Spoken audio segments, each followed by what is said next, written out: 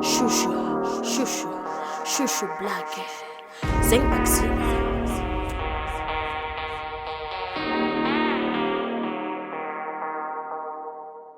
Wizmana fam kartene, ano zeng dila manjasa. Fatsa tia banjare ano, sili punorat sasa.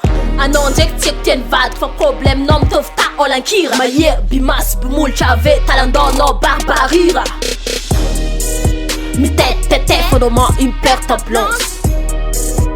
Tanje ça, bon sens. Ano mine yang tila fabidi. Tis mangalan je famille nga boju. Ol zeng baleng ang vudut fanon je kaleng ang vud na lojo.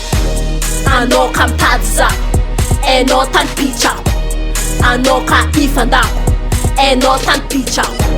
Ring no zeng jako, ring no zeng jako, ring no zeng jako, jako, ring no zeng jako.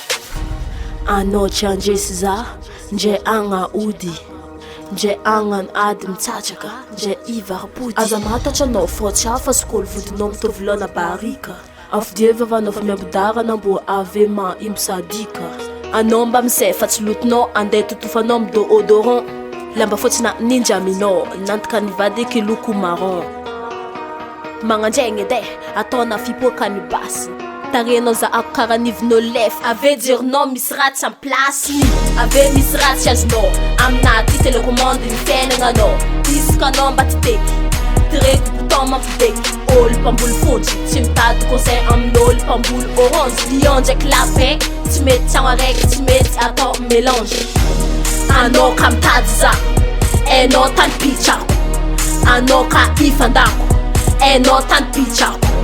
Ring no zeng jako, ring no zeng jako, ring no zeng jako, jako, ring no zeng jako.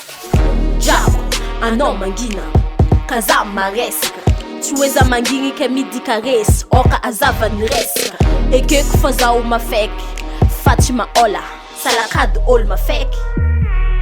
Mr. Smola, ano kam tadza, eno tan pichako.